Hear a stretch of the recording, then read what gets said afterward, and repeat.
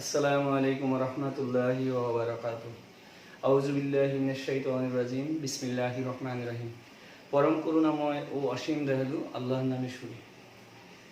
সুপ্রিয় শিক্ষার্থীবৃন্দ, কেমন আছো সবাই? আলহামদুলিল্লাহ, আশা করি সবাই ভালো আছো। এই করোনাকালীন সময়ে আমরা পড়াশোনার সাথে নিজেদেরকে সম্পৃক্ত করার জন্য আমরা দ্বিতীয় যে টিউটোরিয়ালটা নিয়ে তোমাদের সাথে হাজির হয়েছি। রসায়নের প্রথম টিউটোরিয়ালটা আমাদের ছিল পদার্থের গঠন অধ্যায়ে সম্পর্কিত কিছু টপিক নিয়ে আমরা পূর্বের ভিডিওতে সেটা আপলোড করেছি।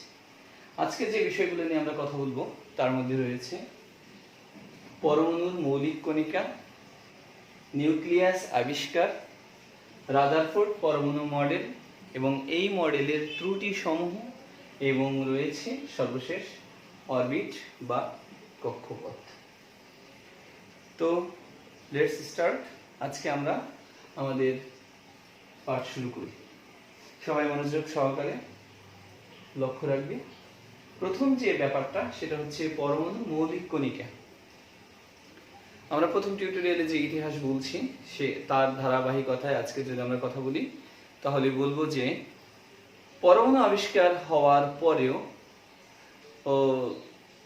যখন আধুনিক কালে এসে বিজ্ঞানীরা দেখলেন যে পরমাণুকে ভাঙা যায়, পরমাণুকে ভেঙে যে বিভিন্ন পার্টিকেল বা কণা পাওয়া যায়, সেই কণাগুলোকে প্রধানত 3 ভাগে বিভক্ত করা যায়। যদিও নিচের দিকের ক্লাসগুলোতে বেশিরভাগ ক্ষেত্রেই দেখানো হয়েছে 2টা ভাগে ভাগ করা হয়, কিন্তু উপরের দিকে শ্রেণীতে বা উপরের দিকের বইগুলোতে দেখানো হয়েছে যে সেখানে কিন্তু আসলে 3টা পার্টে বিভক্ত করা যায়। যাই হোক, আমরা যেটা শিখবো সেটা একদম টপ লেভেলকে মেনটেন করে শিখবো, যেখানে ভুল ত্রুটির কোনো অবকাশ না থাকে। তো প্রথম দিকে এই প্রথম অবস্থায় পরমাণুকে ভেঙে যে মৌলিক কণিকা পাওয়া যায়, সেই মৌলিক কণিকার আসলে সংজ্ঞাটা কি? পরমাণুকে ভেঙে যে মূল উপাদান পরমাণুকে বিশ্লেষণ করে যে মূল উপাদান পাওয়া যায় তাই হচ্ছে মৌলিক কণিকা। আমরা যদি সংজ্ঞাটাকে অন্যভাবে বলি, যে মূল উপাদান দিয়ে পরমাণু গঠিত হয় তাকেই বলা হয় পরমাণুর মৌলিক কণিকা বা পরমাণুর মূল কণিকা বা মূল কণা। এই পরমাণুর মৌলিক কণিকা প্রধানত বা সাধারণত 3 ভাগে বিভক্ত। তোমরা দেখতে পাচ্ছ, প্রথম যে কণা সেটা হচ্ছে স্থায়ী কণিকা বা স্থায়ী পার্টিকেল, এবং দ্বিতীয় যে অবস্থা সেটা হচ্ছে অস্থায়ী কণিকা, এবং তৃতীয় ধরনের কণিকার নাম হচ্ছে কম্পোজিট কণিকা বা ভারী কণিকা। তো প্রথম দিকে আমরা আজকে স্থায়ী কণিকার যে 3টা পার্টিকেল পাওয়া গেছে তার নাম বলবো। একটা হচ্ছে ইলেকট্রন, একটা হচ্ছে প্রোটন, ইংরেজি নাম বাংলায় অনেকভাবে লেখা যায়, আর একটা হচ্ছে নিউট্রন। তো এদের সম্পর্কে আমাদের আসলে জানতে হবে, কারণ ইলেকট্রন, প্রোটন, নিউট্রন সম্পর্কে ভালো ধারণা না থাকলে রসায়ন পড়াই বৃথা। এবং এরপরের ক্লাসে আমরা যে ইলেকট্রন বিন্যাস এবং অরবিটাল নিয়ে আলোচনা করব, সেখানে ইলেকট্রন না বুঝলে মূলত কিছুই বোঝা সম্ভব নয়। তো আসো আমরা দেখি যে ইলেকট্রন, প্রোটন, নিউট্রনের ব্যাপারে আসলে কি জানা যায়। প্রথমে আমরা যেটা জানবো সেটা হচ্ছে ইলেকট্রন। ইলেকট্রনকে মূলত ইলেকট্রনকে মূলত ই প্রতীক দিয়ে প্রকাশ করা হয়। ইলেকট্রনকে ই দ্বারা প্রকাশ করা হয়।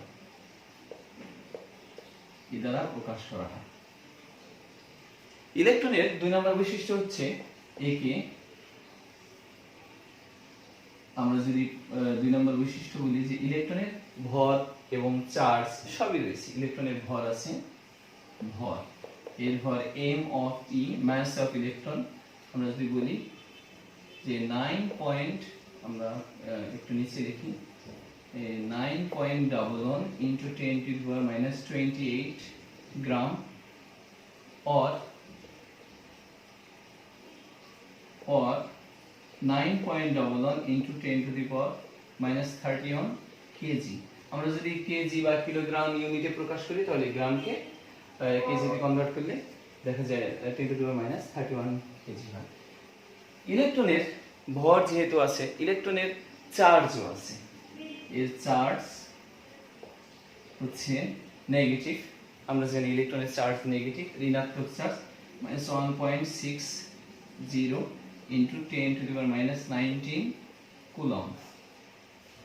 মূলত ইলেকট্রনের এই যে চার্জ, এই চার্জটা আসলো এখান থেকে। 1 ফ্যারাডে আধান বহন করে 1 ফ্যারাডে 96,500 কুলম্ব। এত 1 ফ্যারাডে আধানের মধ্যে রয়েছে 96,500 কুলম্ব চার্জ। তো এই 96,500 কুলম্ব চার্জকে যদি আমরা নাম্বার অফ অ্যাভোগাড্রো অর্থাৎ অ্যাভোগাড্রোর সংখ্যা দিয়ে ভাগ করি, অর্থাৎ 6.023 ইনটু 10⁻23 এত টি পার্টিকেল দিয়ে ভাগ করি, তাহলে মূলত আমার এই চার্জ বের হয়। অর্থাৎ চার্জ বের হয় হচ্ছে F/n। এখানে F হচ্ছে 1 ফ্যারাডে আধান। তো তোমরা নিশ্চয়ই বাসায় এই অংশটা প্র্যাকটিস করে কমেন্ট সেকশনে আমাকে জানিয়ে দেবে কত হয়।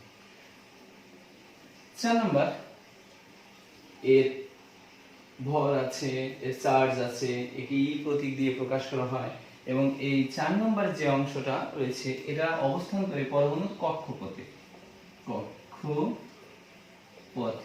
এই কক্ষপথের নামই হচ্ছে অরবিট। আমাদের মূল আরেকটা যে ব্যাপারটা কথা বলা হয়নি সেটা আর কথা যদি আমরা বলি, এই ইলেকট্রন আসলে কে আবিষ্কার করেন? ইলেকট্রন আবিষ্কার করেন স্যার জে থমসন।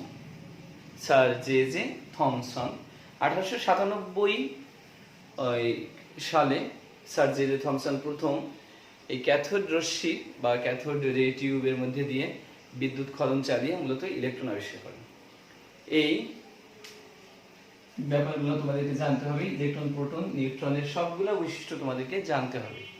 হ্যাঁ, তো এইগুলো হচ্ছে আপাতত ইলেকট্রনের ব্যাপার। এরপর যদি আমরা বলি ইলেকট্রনটা গেল, ইলেকট্রনের পর যেটা রয়েছে সেটা হচ্ছে প্রোটন। আমরা এভাবেও লিখতে পারি প্রোটন বা প্রোটন। 1 নম্বর বৈশিষ্ট্য আমরা যদি বলি, বৈশিষ্ট্য বলার আগে যদি আমরা বলি যে প্রোটন কে আবিষ্কার করেন, তোমরা নিঃসন্দেহে জানো যে প্রোটন আবিষ্কার করেন বিজ্ঞানী আর্নেস্ট রাদারফোর্ড। আর্নেস্ট রাদারফোর্ড সম্পর্কে আমরা যে তথ্য জানি সেটা হচ্ছে আর্নেস্ট রাদারফোর্ড একজন নিউজিল্যান্ডের একজন পদার্থবিজ্ঞানী, নিউক্লিয় পদার্থবিজ্ঞানী। ওনাকে নিউক্লিয় পদার্থবিজ্ঞানের জনক বলা হয়। যদিও তিনি নিউক্লিয় পদার্থবিজ্ঞানের জনক, কিন্তু তারপরে আর্নেস্ট রাদারফোর্ড এই পদার্থবিজ্ঞান এবং রসায়নে সমান অবদান রেখেছে। রসায়নে তার বিশাল অবদান। আমরা আজকে পরবর্তীতে সেই ব্যাপারগুলো আলোচনা করব। প্রোটন আবিষ্কার করেন বিজ্ঞানী আর্নেস্ট রাদারফোর্ড। একে পি প্রতীক দ্বারা প্রকাশ করা হয়। 2 নম্বর বৈশিষ্ট্য, প্রোটনেরও ঠিক ভর রয়েছে। এর ভর mp, mass of proton 1.672 into 10⁻⁻24 গ্রাম। যদি আমরা কেজিতে কনভার্ট করি, or 1.672 into 10⁻⁻27 কেজি। 3 নম্বর, নিঃসন্দেহে বুঝতে পেরেছ কিভাবে হলো। এরপরে আমরা যদি বলি প্রোটনের চার্জ রয়েছে, এর চার্জ পজিটিভ। ইলেকট্রনের চার্জ নেগেটিভ, প্রোটনের চার্জ পজিটিভ বা ধনাত্মক চার্জ। সবসময় মনে রাখবে ইলেকট্রন এবং প্রোটন এর চার্জ সমান, কিন্তু তারা বিপরীত। একটার চার্জ পজিটিভ আর একটার চার্জ নেগেটিভ। সুতরাং এর চার্জ হচ্ছে 1.675 into 10⁻⁻24 gram or plus 1.675 into 10⁻⁻27 KG. 4 number, proton কোথায় থাকে বলতে পারো কেউ? প্রোটন থাকে পরমাণু কেন্দ্রে বা নিউক্লিয়াসে। কেন্দ্র বা নিউক্লিয়াস। পরমাণু কেন্দ্রের নামই নিউক্লিয়াস, যেটা রাদারফোর্ড আবিষ্কার করেন। আমরা সেই বিষয়টায় আসবো। তো এই বিষয়গুলো মনে রাখতে হবে। তোমাকে যদি রসায়ন শিখতে হয়, ইলেকট্রন বিন্যাস অর্থাৎ ইলেকট্রনিক কনফিগারেশন জানতে হয়, তাহলে অবশ্যই তোমাকে এই ব্যাপারগুলো জানতে হবে। ইলেকট্রন এবং প্রোটন, নিউট্রন, এই তিনটা বিষয় সম্পর্কে যার যত ধারণা, যার কনসেপ্ট যত ক্লিয়ার থাকবে, সে তত রসায়ন ভালো বুঝবে। বিশেষ করে এই পদার্থের গঠন এই অধ্যায়টা ভালো বুঝবে। আর যে পদার্থের গঠন বুঝলো সে বুঝি রসায়নের সবই বুঝলো। কারণ পদার্থের গঠনে রয়েছে ইলেকট্রন বিন্যাস। ইলেকট্রন বিন্যাস বোঝা মানে পুরা পর্যায় সারণী তার হাতে মুঠোয় থাকা, আর পর্যায় সারণী হাতে মুঠোয় থাকা মানে রসায়ন তার আয়ত্তে থাকা। প্রোটনের পর এরপরে রয়েছে নিউট্রন। নিউট্রন, নিউট্রনকে আবিষ্কার করেন নিউট্রন। নিউট্রনকে এন দিয়ে প্রকাশ করা হয়। এন আমরা ছোট হাতের এন দিয়ে প্রকাশ করি। নিউট্রনকে এন দিয়ে প্রকাশ করা হয়। বিজ্ঞানী চ্যাডউইক, এই নিউট্রন আবিষ্কার করেন, অর্থাৎ চ্যাডউইক আবিষ্কার। নিউট্রনকে এন দিয়ে প্রকাশ করা হয়। নিউটনের ভর আছে,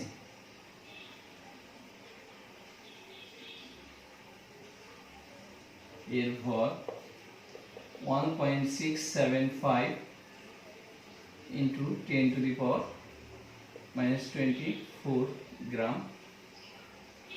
1.675 or 1.675 into 10 to the power minus 27 KG. এখানে বলে রাখি প্রোটন এবং নিউট্রন এর ভর প্রায় সমান, তবে প্রোটনের ভর এখানে 1.672 এবং নিউট্রনের ভর হচ্ছে 1.675। এই ব্যাপারটা মনে রাখতে হবে। এর কোনো চার্জ নেই, অর্থাৎ নিউট্রন চার্জ নিরপেক্ষ। এই নিউট্রন না হয় পজিটিভ না হয় নেগেটিভ, সে কেন্দ্রে নিউক্লিয়াসে অবস্থান করে, প্রোটনের সাথে অবস্থান করে। তাহলে তার অবস্থান হচ্ছে কোথায়? কেন্দ্রে। তাহলে আমরা ইলেকট্রন, প্রোটন এবং নিউট্রন সম্পর্কে আমরা কিছু ব্যাপার জানলাম। তো এই ব্যাপারগুলো আমাদেরকে মনে রাখতে হবে। আসলে যদি মনে না রাখতে পারি তাহলে এখান থেকে কিছুই পারা সম্ভব না। স্থায়ী মৌলিক কণিকা গেল, এবার অস্থায়ী কিছু মৌলিক কণিকা রয়েছে। আমি দেখতে পাচ্ছ যে লিখে রেখেছি। অস্থায়ী মৌলিক কণিকাগুলোর মধ্যে রয়েছে পাইয়ন, মিউন, নিউট্রিনো, পজিট্রিনো, অ্যান্টিনিউট্রিনো ইত্যাদি ইত্যাদি ইত্যাদি। আরো অনেক অস্থায়ী মূল উপাদান রয়েছে। আসলে এগুলো অস্থায়ী কেন? এই মূল কণিকাগুলো অস্থায়ী এই জন্য যে যখন পরমাণুকে ভাঙা হয়, যখন পরমাণুকে ভাঙা হয় তখন এরাও ইলেকট্রন, প্রোটন, নিউট্রনের সাথে এরাও উৎপন্ন হয়। তবে এরা উৎপন্ন হওয়ার সাথে সাথে এরা ডিজ্যাপিয়ার হয়ে যায়, যার কারণে এদেরকে আর স্থায়ী ধরা যায় না। তো অস্থায়ী কণিকার পর আমাদের আরো এক ধরনের কণিকা রয়েছে। সেই কণিকার নাম হচ্ছে ভারী কণিকা বা কম্পোজিট পার্টিকেল। এই কম্পোজিট পার্টিকেলের মধ্যে রয়েছে প্রথমে আলফা কণা এবং ডিউটেরন কণা। আলফা কণা সম্পর্কে আমাদের একটু জানতে হবে, ডিউটেরন সম্পর্কে আমাদের বড় ক্লাসে, উচ্চতর ক্লাসে আলাপ হবে। আলফা কণা আসলে কি? আলফা পার্টিকেল বা আলফা কণা, তোমরা জানো যে পর্যায় সারণীতে 18 নং গ্রুপে যে 6টি মৌল রয়েছে, একদম আলাদা একটা ডান দিকে গ্রুপ করে পর্যায় সারণীতে তাদেরকে স্থান দেওয়া হয়েছে। এই 6টি গ্যাসের নাম, 6টি গ্যাস, এই 6টি গ্যাসের নাম হচ্ছে নিষ্ক্রিয় গ্যাস বা ইনার্ট মৌল। এই 6টি গ্যাসের মধ্যে রয়েছে helium, neon, argon, krypton, xenon and radon. এর মধ্যে হিলিয়াম যার পারমাণবিক সংখ্যা 2 এবং ভর সংখ্যা 4। আমরা জানি যে নিষ্ক্রিয় গ্যাস এদেরকে এই জন্যই বলা হয় যে তারা কোনো মৌলের সাথে বন্ড ক্রিয়েট করে না, বন্ড গঠন করে না, বন্ধন গঠনে অংশ নেয় না, কাউকে ইলেকট্রন দেয় না, কারো ইলেকট্রন কারো থেকে নেয় না, তার যোজনী শূন্য, সে কোনো অবস্থাতেই সাধারণত যৌগ গঠন করে না।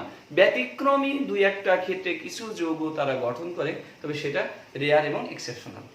যে কথা আমরা বলছিলাম, তাহলে এই হিলিয়াম পরমাণু থেকে কোনো ইলেকট্রন ত্যাগ করা সাধারণত সম্ভব নয়, কিন্তু ল্যাবরেটরিতে এখান থেকে ইলেকট্রন অপসারণ করা সম্ভব। যে হিলিয়াম পরমাণু থেকে দুটি ইলেকট্রন অপসারণ করে এটা He2+, অর্থাৎ হিলিয়াম পরমাণু থেকে দুটি ইলেকট্রন অপসারণ করে একে দ্বিধনাত্মক হিলিয়াম নিউক্লিয়াসে পরিণত করা হয়।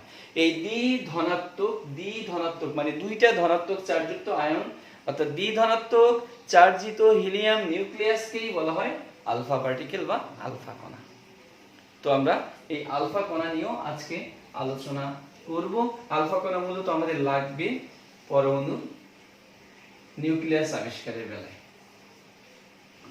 তো এই ছিল আমাদের ইলেকট্রন, প্রোটন, নিউট্রন এর সংক্ষিপ্ত বিষয়।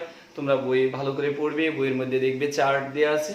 সেই চার্ট পড়ার সময় শুধু মনে রাখবে যে প্রোটন এবং নিউট্রনের যে ভর রয়েছে, প্রোটনে 1.672 এবং 3 ডিজিটের পর মাত্র 0.002 এবং 0.005, অর্থাৎ এখানে এতটুকু মাত্র ডিফারেন্স, অর্থাৎ খুবই নগণ্য ভরের ব্যতিক্রম এর মধ্যে রয়েছে।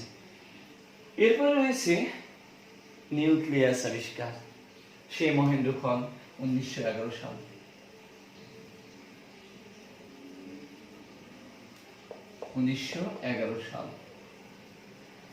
সেই বিজ্ঞানী আর্নেস্ট রাদারফোর্ড।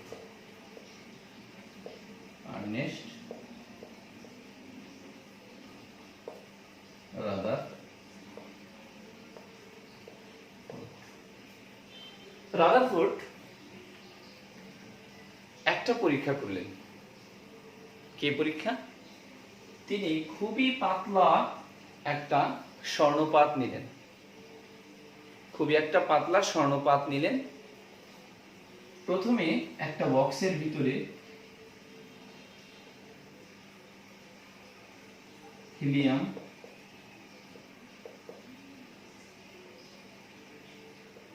আলফা কণা নিলেন, হিলিয়াম নিউক্লিয়াস আলফা কণা নিলেন। এখান থেকে আমরা এভাবেও দেখাতে পারি, আবার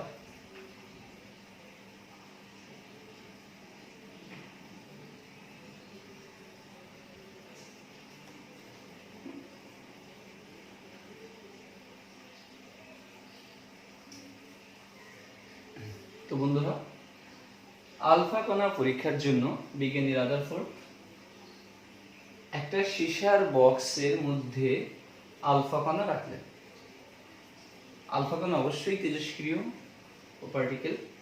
তো তিনি একটা পাতলা স্বর্ণপাত নিলেন, যেটা জিঙ্ক সালফাইডের প্রলেপ দেওয়া ছিল। তো এই রাদারফোর্ড প্রতিবার 20,000টা আলফা কণা প্রেরণ করলেন। 20,000টি আলফা কণা প্রেরণ করে দেখলেন যে এই কণাগুলো এই স্বর্ণপাত ভেদ করে চলে যাচ্ছে। এর মধ্যে কিছু কণা এই স্বর্ণপাত ভেদ করে সোজা চলে যায়, কিছু কণা বেঁকে এদিক ওদিকে চলে যায়, কিছু বেঁকে এদিকে আসে, কিছু বেঁকে ওদিকে যায়। অর্থাৎ যত নিউক্লিয়াসের কাছে যায় ততই কণাগুলা বেঁকে চলে আসে, এবং তিনি আরো লক্ষ্য করলেন যে প্রতি 20,000 পার্টিকেলের মধ্যে একটা পার্টিকেল, একটা আলফা কণা, যেটা একদম সোজা বরাবর গিয়ে আবার সোজা সেই একই পথে ফিরে আসে। বিজ্ঞানী রাদারফোর্ড তখন চিন্তায় পড়ে গেলেন, কি ব্যাপার, সবগুলা ভেদ করে চলে যায়, কিছু আবার এদিক ওদিকে ফিরে যায়, কিছু এদিকে ফিরে যায়, কিছু এদিকে আসে, তাহলে একটা কেন ফিরে আসে? তখন তিনি চিন্তা করলেন এবং পরীক্ষা করে দেখলেন যেই কণাটা একদম পরমাণুর কেন্দ্র বরাবর যায় সেই কণাটা সোজা ফিরে আসে। তখন তিনি কিছু বিষয় সিদ্ধান্তে উপনীত হলেন। এক নাম্বার যে বিষয়টা সিদ্ধান্তে উপনীত হলেন, তখন বললেন যে চার্জের যে নীতি আমরা জানি, সমধর্মী চার্জ পরস্পরকে বিকর্ষণ করে এবং বিপরীত ধর্মী চার্জ পরস্পরকে আকর্ষণ করে।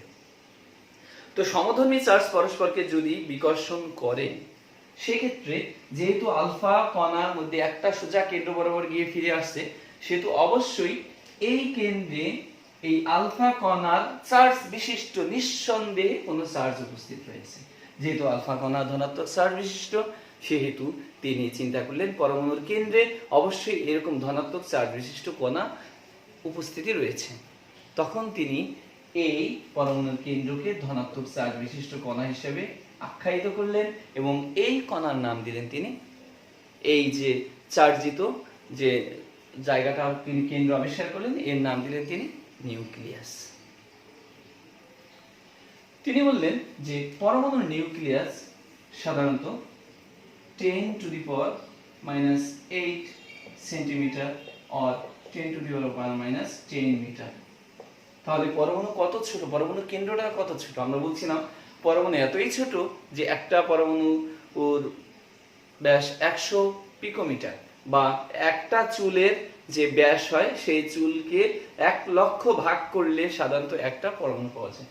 তো এটা যদি নিউক্লিয়াস এর ডায়ামিটার বা ব্যাস হয় এর চাইতে 10,000 থেকে 1 লক্ষ গুণ বড় হবে পরমাণু।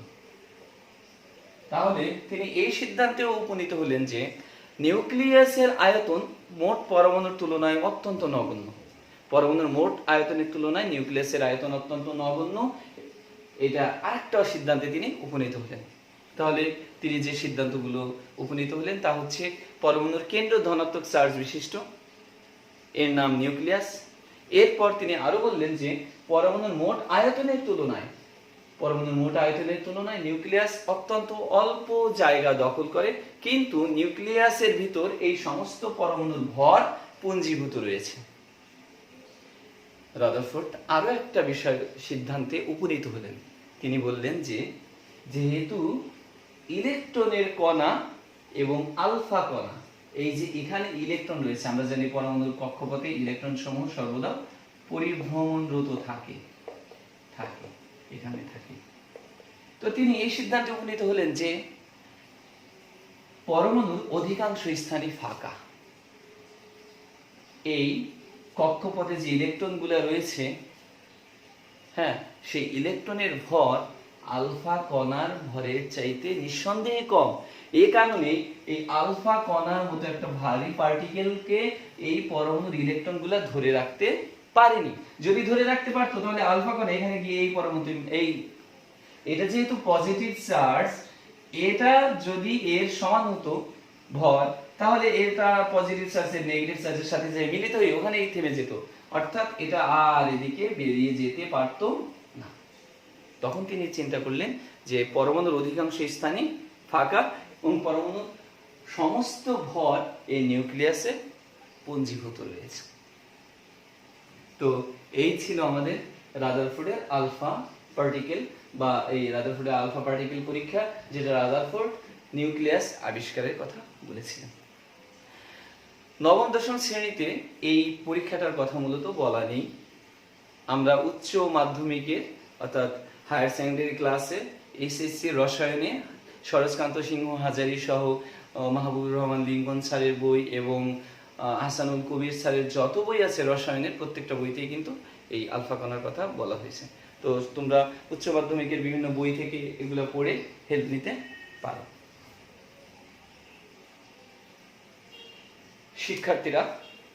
প্রিয় শিক্ষার্থীরা, এবার আমরা আসছি রাদারফোর্ড পরমাণু মডেল। রাদারফোর্ড পরমাণু মডেল যদি আবিষ্কার না হতো তাহলে কি হতো? তাহলে কি আমরা আজকের এই অবস্থায় এসে পারতাম? আমরা কি আদৌ পরমাণু নিউক্লিয়াস চিনতাম? আমরা কি আদৌ ইলেকট্রন, প্রোটন, নিউট্রন, প্রোটন যে আবিষ্কার করে দিয়ে গেল, তার এই অবদানকে আমরা কিভাবে অস্বীকার করি? তো আসুন দেখি আমরা রাদারফোর্ড কি বলেছিলেন তার মতো। রাদারফোর্ড যে প্রথম যে মতবাদটা দিলেন, যদিও আমরা তার অনেক মতবাদকে অস্বীকার করি, কিন্তু তারপরেও তার এই পরমাণু মডেলের মতবাদই হচ্ছে মূল ভিত্তি, পরমাণু ব্যাখ্যার মূল ভিত্তি কিন্তু এই রাদারফোর্ড পরমাণু মডেল। আসুন, এই রাদারফোর্ড পরমাণু মডেলকে কি মডেল বলা হয়? সোলার সিস্টেম অ্যাটম মডেল বা সৌর মডেল বলা হয়। কেন সৌর মডেল বলা হয়? মূলত সৌরজগতের সাথেই থাকে।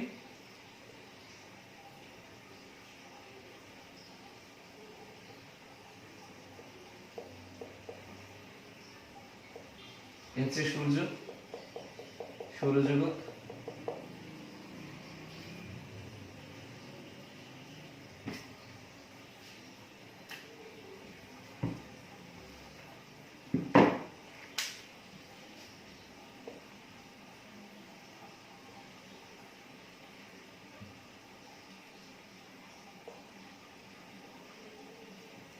সূর্য, সূর্য আলো দিচ্ছে। প্রথম কক্ষপথ, দ্বিতীয় কক্ষপথ, তৃতীয় কক্ষপথ, চতুর্থ কক্ষপথ। মনে করি বুধ, শুক্র, পৃথিবী, মঙ্গল। যদি আমি এগুলো সমান দিয়ে ফেলছি, আসলে এরকম ছোট বড় আছে গ্রহ, যাই হোক, বুধ, শুক্র, পৃথিবী, মঙ্গল, এগুলো। এটা হচ্ছে সৌরজগৎ।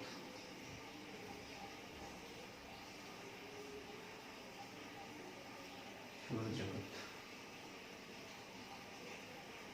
ত দিয়েছে, আবার অনেক সময় থ খন্ড ত ব্যবহার করি, অসুবিধা নেই। এটা হচ্ছে সৌরজগৎ। এই সৌরজগতের সাথে সাদৃশ্য রেখে তিনি পরমাণুর মতবাদ ব্যাখ্যা করেন বলে এই মডেলকে রাদারফোর্ডের সোলার মডেল বা সোলার অ্যাটম মডেল বা সৌর মডেল বলা হয়। তিনি কি বলেছিলেন? এক নম্বরে তিনি বলেছিলেন পরমাণুর দুটি অংশ রয়েছে। প্রতিটি পরমাণুর দুটি অংশ, একটা হচ্ছে পরমাণুর কেন্দ্র বা নিউক্লিয়াস, আর একটা হচ্ছে কেন্দ্র বহির্ভূত অঞ্চল। তাহলে এক নম্বর হচ্ছে কেন্দ্র বা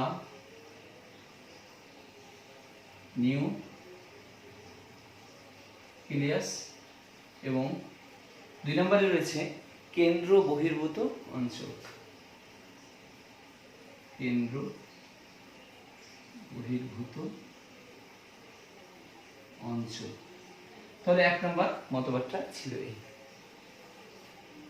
দুই নম্বরে বলছে রাদারফোর্ড এই কথা বলল যে পরমাণু কেন্দ্র ধনাত্মক চার্জ বিশিষ্ট। পরমাণুর কেন্দ্র ধনাত্মক চার্জ বিশিষ্ট। এই কেন্দ্র পরমাণুর প্রায় সকল ভর বহন করে, এর নাম নিউক্লিয়াস। পরমাণুর মোট আয়তনের তুলনায় এই নিউক্লিয়াসের আয়তন অত্যন্ত নগণ্য। তোমরা দেখতে পাচ্ছ যে এই যে মোট, যে এখানে এই যে মোট, যে এটাকে যদি একটা পরমাণু কল্পনা করা হয়, আমরা আর একটা পরমাণু এখানে আঁকি, যে এটা যদি একটা নিউক্লিয়াস হয়, এটা প্রথম কক্ষপথ, দ্বিতীয় কক্ষপথ, তৃতীয় কক্ষপথ, চতুর্থ কক্ষপথ। এখানে ইলেকট্রনগুলো যদি আমরা দিয়ে দিই, এখানে একটা ইলেকট্রন আছে, দুইটা এখানে আছে, এরকম এরকম রয়েছে, এখানে ইলেকট্রন রয়েছে, এখানে ইলেকট্রন রয়েছে। তো বলছি যে পরমাণুর মোট আয়তনের তুলনায় নিউক্লিয়াসের আয়তন অত্যন্ত নগণ্য। তিন নম্বরে তিনি বললেন পরমাণু বিদ্যুৎ নিরপেক্ষ। বন্ধুরা, তোমরা নিঃসন্দেহে নিরপেক্ষতার কথা বুঝো। ছোটবেলায় আমরা বলছি তুই কার দলে, তুই ওর দলে না আমার দলে। তখন আবার কেউ কেউ বলতো আমি কারো দলেই না, আমি মাঝামাঝি। তো ব্যাপারটা এরকম, নিরপেক্ষ মানে হচ্ছে কারো দলেই না, সে না পজিটিভ না নেগেটিভ। অর্থাৎ পজিটিভ এবং নেগেটিভ হলে তো আর সে পরমাণু থাকতে পারে না, সে আয়নে পরিণত হয়ে যায়। তো আমরা বলছি রাদারফোর্ড যে কথাটা বলেছেন, তিনি বলছেন যে পরমাণু বিদ্যুৎ নিরপেক্ষ। অর্থাৎ নিউক্লিয়াসে বিদ্যমান ধনাত্মক চার্জের সংখ্যা এবং কক্ষপথে বিদ্যমান ঋণাত্মক ইলেকট্রনের চার্জের সংখ্যা, অর্থাৎ নিউক্লিয়াসে বিদ্যমান প্রোটনের সংখ্যা এবং কক্ষপথে বিদ্যমান মোট ইলেকট্রনের সংখ্যা সমান হওয়ায় এই মোট চার্জের সংখ্যা সমান। ব্যাপারটা যদি আমরা একটু ব্যাখ্যা করি কেমন হয়, আসলে আমরা একটা পরমাণু নিয়ে ব্যাপারটা তোমাদেরকে দেখাচ্ছি। ধরো অক্সিজেন, অক্সিজেন যার পারমাণবিক সংখ্যা 8, ভর সংখ্যা 16। অক্সিজেন একটা মূল। তো আমরা গতদিন শিখিয়েছি তোমাদের যে এই নিচের দিকে বাম দিকে কর্নারে যে সংখ্যাটা থাকে, যে নাম্বারটা থাকে, তাকে বলা হয় অ্যাটমিক নাম্বার, অর্থাৎ পারমাণবিক সংখ্যা। এবং উপরে যেটা থাকে তাকে বলা হয় আণবিক ভর বা অ্যাটমিক মাস নাম্বার। তো এই নিচের দিকের সংখ্যাটা আর উপরের দিকের সংখ্যাটা এই দুইটা একে জেড দিয়ে প্রকাশ করা হয় আর একে এ দিয়ে প্রকাশ করা হয়। তো নিউট্রন সংখ্যাটা বের করা হয় a মাইনাস জেড, কারণ এর মধ্যে রয়েছে ভর সংখ্যার মধ্যে রয়েছে প্রোটন প্লাস নিউট্রন। এখান থেকে যদি নিউট্রন সংখ্যা বাদ দিই, কারণ পারমাণবিক সংখ্যার অপর নাম হচ্ছে প্রোটন সংখ্যা, এটা বাদ দিলে নিউট্রন থাকে। তাহলে এখান থেকে আমরা নিউট্রন বের করাও শিখলাম। আমি তোমাদেরকে বলছি যে অক্সিজেনের মধ্যে মোট ইলেকট্রন আছে, ইলেকট্রন সংখ্যা হচ্ছে কত? 8টি। তাহলে একটি ইলেকট্রনের চার্জ হচ্ছে -1.60, এটুকু ধরি 1.6 ধরি ইনটু 10 টু দি পাওয়ার -19। তাহলে মোট 8টা ইলেকট্রনের চার্জ কত হবে? -1.6 into 10 to the power -19 coulomb into 8। তাহলে এইটাকে 8 দিয়ে গুণ করলে আমরা টোটাল একটা ভ্যালু এখানে পাবো। ঠিক আছে? আচ্ছা, মোট প্রোটন আছে কয়টা? কারণ আমরা জানি প্রত্যেকটা পরমাণুতে যতটা ইলেকট্রন থাকবে ঠিক ততটাই প্রোটন থাকবে, কম বেশি থাকতে পারবে না। আচ্ছা, যদি প্রোটন থাকে 8টা, তাহলে 8টি প্রোটনের ভর কত? একটা প্রোটনের ভর plus 1.6 into 10 to the power -19 coulomb.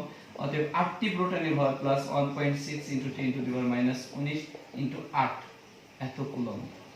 এত কুলম্ব। ডিয়ার স্টুডেন্টস, কি মনে হয় এই সংখ্যা আর এই সংখ্যাটা একটা সমান সংখ্যা? জাস্ট এখানে নেগেটিভ চার্জ, অর্থাৎ এই ইলেকট্রনের চার্জটা নেগেটিভ, এই কারণে এখানে নেগেটিভ চিহ্ন, এই প্রোটনের চার্জটা পজিটিভ, এই কারণে এখানে পজিটিভ চিহ্ন। তো একে 8 দিয়ে গুণ করলে যে ভ্যালুটা আসবে সেটা পজিটিভ ভ্যালু, আর এখানে একে 8 দিয়ে গুণ করলে যে ভ্যালুটা আসবে সেটা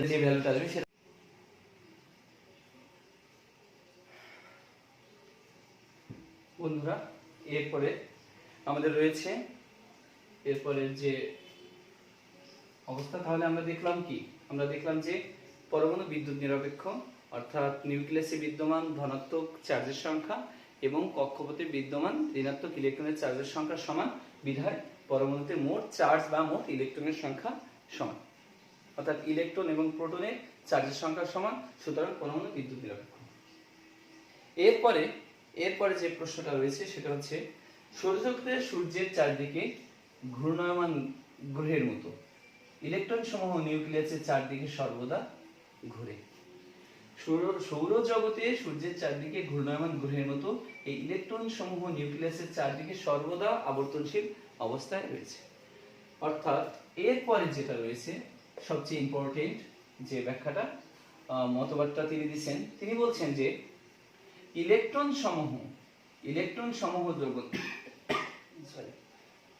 সমূহ যখন নিউক্লিয়াসের চারদিকে কতগুলো বৃত্তাকার কক্ষপথে আবর্তনশীল থাকে, আবর্তনরত থাকে, তখন এই ইলেকট্রনের এক ধরনের বাহিরের দিকে কেন্দ্র বিমুখী বল কাজ হয়, অর্থাৎ এই ইলেকট্রনগুলো বাইরের দিকে যেতে চায়। এটাই হচ্ছে এক ধরনের চার্জিত কণার বৈশিষ্ট্য। কোনো চার্জিত কণা যখন বৃত্তাকার কক্ষপথে ঘূর্ণায়মান অবস্থায় থাকে, তখন সে বাহিরের দিকে অর্থাৎ কেন্দ্রের বাইরে যাওয়ার একটা প্রবণতা দেখায়। একে কেন্দ্র বিমুখী শক্তি বা কেন্দ্র বিমুখী বল বলা হয়। আবার অন্যদিকে এই ধনাত্মক চার্জযুক্ত নিউক্লিয়াসের সাথে এই ইলেকট্রনের, যেহেতু ইলেকট্রন নেগেটিভ চার্জ বিশিষ্ট এবং প্রোটন ধনাত্মক চার্জ বিশিষ্ট, এই কারণে এই ধনাত্মক চার্জযুক্ত প্রোটন এবং ঋণাত্মক চার্জযুক্ত ইলেকট্রনের মধ্যে এক ধরনের স্থির বৈদ্যুতিক আকর্ষণ বল বা ইলেকট্রোস্ট্যাটিক ফোর্স সৃষ্টি হয়। এই ইলেকট্রোস্ট্যাটিক ফোর্স এর কারণে, অর্থাৎ এই যে নিউক্লিয়াস কর্তৃক, অর্থাৎ এই ক্ষেত্রে এক ধরনের যে আকর্ষণ বল তৈরি হয় তা অনেকটা কেন্দ্রমুখী। তাহলে আমরা দেখতে পাচ্ছি কি যে এরা দুই ধরনের বলের সৃষ্টি হয়। একটা হচ্ছে ইলেকট্রনগুলো বাহিরের দিকে ছিটকে যাওয়ার এক ধরনের বল, এবং আরেক ধরনের বল হচ্ছে ইলেকট্রন আর নিউক্লিয়াসের প্রোটন কর্তৃক আকর্ষিত বল, যেটা এই প্রোটন একে কেন্দ্রের দিকে টেনে আনতে চায়, অর্থাৎ কেন্দ্রমুখী বল। তাহলে এই কেন্দ্রমুখী বল এবং এই কেন্দ্র বিমুখী বল উভয়ই সমান। এই কারণে পরমাণু থেকে ইলেকট্রন ছিটকে যায় না, নিউক্লিয়াস এর ভিতরে ইলেকট্রন ঢুকেও যায় না। রাদারফোর্ড এই মতবাদগুলো সাধারণত দিয়েছিলেন। কিন্তু অত্যন্ত দুঃখের বিষয় হচ্ছে প্রত্যেক কাজের সমালোচনা থাকে, ভালো কাজ করলেও সমালোচনা হয়, মন্দ কাজ করলেও সমালোচনা হয়, এবং প্রত্যেক কাজের কিছু ভুল ত্রুটি থেকে যায়। রাদারফোর্ড চিন্তা করলেন এই যে মতবাদটা দিচ্ছে সেটাই পারফেক্ট, কিন্তু এর পরবর্তীতে যখন বিজ্ঞানী নিলস বোর এসে আরেকটা পরমাণু মডেল দাঁড় করালেন, তখন এই রাদারফোর্ড পরমাণু মডেলের অনেকগুলা মতবাদই ভুল প্রমাণিত হলো, সীমাবদ্ধতা বেরিয়ে আসলো, ত্রুটিগুলা ফাইন্ড আউট হয়ে আসলো। এটাই মূলত নিয়ম, প্রত্যেক কাজের ডিমেরিটস মেরিটস থাকবে, ভালো মন্দ থাকবে। আসো আমরা সে বিষয়গুলো আলোচনা করি। তো 1 নম্বর মতবাদ এর প্রেক্ষিতে আমরা যে ত্রুটিটা পাবো সেটা হচ্ছে, 1 নম্বরে যে ত্রুটিটা সেটা হচ্ছে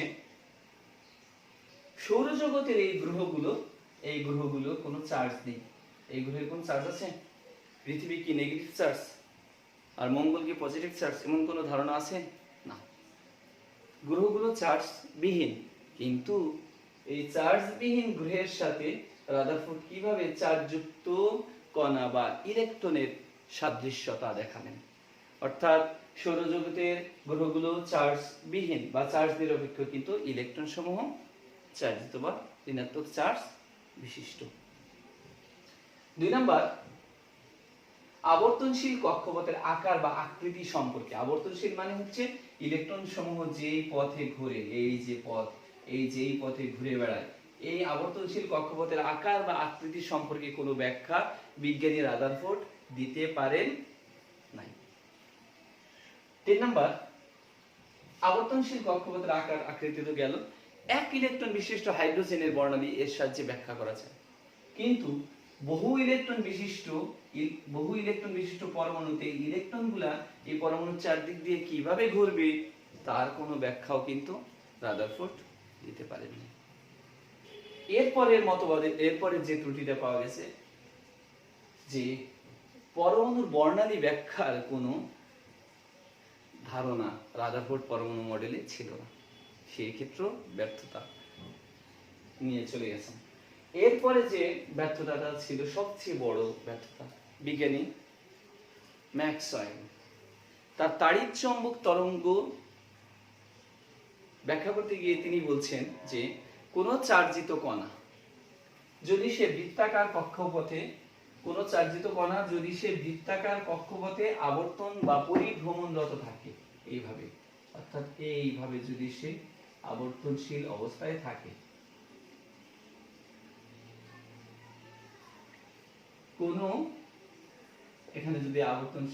এখানে যদি কোনো কণা এইভাবে আবর্তনরত থাকে, প্রত্যেক কক্ষপথে দেখাচ্ছি, তো ইলেকট্রন বা কোনো চার্জিত কণা যদি কোনো বৃত্তাকার কক্ষপথে আবর্তনশীল থাকে, তখন সে তাড়িৎ-চৌম্বক তরঙ্গ বিকিরণ করে। তো তাড়িৎ-চৌম্বক তরঙ্গ বিকিরণ করলে সে যত তাড়িৎ-চৌম্বক তরঙ্গ বিকিরণ করবে, সে ধীরে ধীরে ক্ষুদ্রতর ব্যাসার্ধের পথে চলে আসবে। অর্থাৎ এখান থেকে সে তাড়িৎ-চৌম্বক তরঙ্গ বিকিরণ করে সে ধীরে ধীরে ক্ষুদ্রতর ব্যাসার্ধের পথে পরিভ্রমণ করবে। অর্থাৎ বড় ব্যাসার্ধের পথ থেকে সে ধীরে ধীরে আসবে কোথায়? ছোট ব্যাসার্ধের পথে আসবে। তো এইভাবে যদি সে ক্রমাগত বা লাগাতার ভাবে শক্তি বিকিরণ করতে থাকে, অর্থাৎ এখান থেকে সে এই পথে আসে, এই কক্ষপথ থেকে এখানে, এখান থেকে এখান থেকে অবশেষে যদি এই কেন্দ্রে চলে আসে, এভাবে লাগাতার শক্তি বিকিরণ করতে দেখা যায় অবশেষে সে ইলেকট্রনটা কেন্দ্রে পতিত হয়ে যাচ্ছে। তো কেন্দ্রে কে আছে? কেন্দ্রে তো মহাজন নিউক্লিয়াসের মধ্যে প্রোটন মিয়া বসে আছে। তো প্রোটন তো ধনাত্মক চার্জ, এই প্রোটনের কাছে ইলেকট্রন যখনই আসবে তখনই এই প্রোটন এবং ইলেকট্রন মিলেমিশে একাকার হয়ে যাবে। একাকার হয়ে গেলে তো আর পরমাণুর অস্তিত্ব থাকবে না, পরমাণু তার অস্তিত্ব হারাবে, পরমাণু থাকলো না। তো পরমাণু থাকতে হলে তার ইলেকট্রন থাকবে, তার প্রোটন থাকবে, তার নিউট্রন থাকবে। অর্থাৎ কোনো অবস্থাতেই এই লাগাতার শক্তি।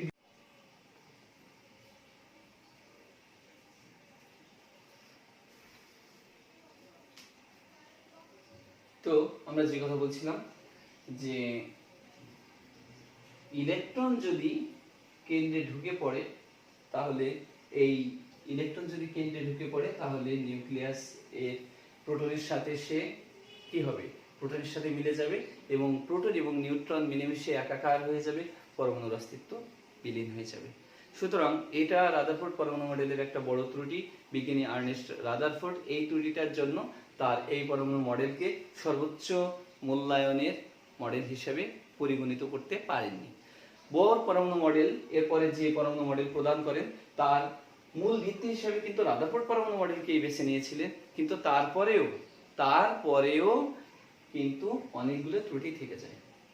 এরপরে রয়েছে অরবিট। পরমাণু নিউক্লিয়াসের চারদিকে যে কক্ষপথগুলো থাকে তাকে অরবিট বা শক্তি স্তর বা কক্ষপথ বলে। আমরা অরবিট, অরবিটাল এবং পরমাণুর ইলেকট্রন বিন্যাস নিয়ে আগামী টিউটোরিয়াল তৈরি করব। অবশ্যই আমাদের সাথেই থাকবে, আমাদের চ্যানেলটি সাবস্ক্রাইব করবে এবং কোনো কিছু না বুঝলে কমেন্ট সেকশনে গিয়ে কমেন্ট করবে। আশা করি সেই বিষয়গুলোকে বুঝিয়ে দেওয়ার জন্য পরবর্তীতে আমরা তোমাদের সামনে নতুন নতুন ভিডিও নিয়ে হাজির হব। সুতরাং ভালো থাকো। করোনার এই বিপদকালীন সময়ে গৃহে অবস্থান করাটাই সবচেয়ে ভালো এবং পড়াশোনার সাথে থাকো, রসায়নের সাথে থাকো, সায়েন্স টিউব এর সাথে থাকো। ধন্যবাদ সবাইকে, ভালো থাকো সবাই। আল্লাহ হাফেজ। আসসালামু আলাইকুম রহমতুল্লাহি ওয়া বারাকাতুহু।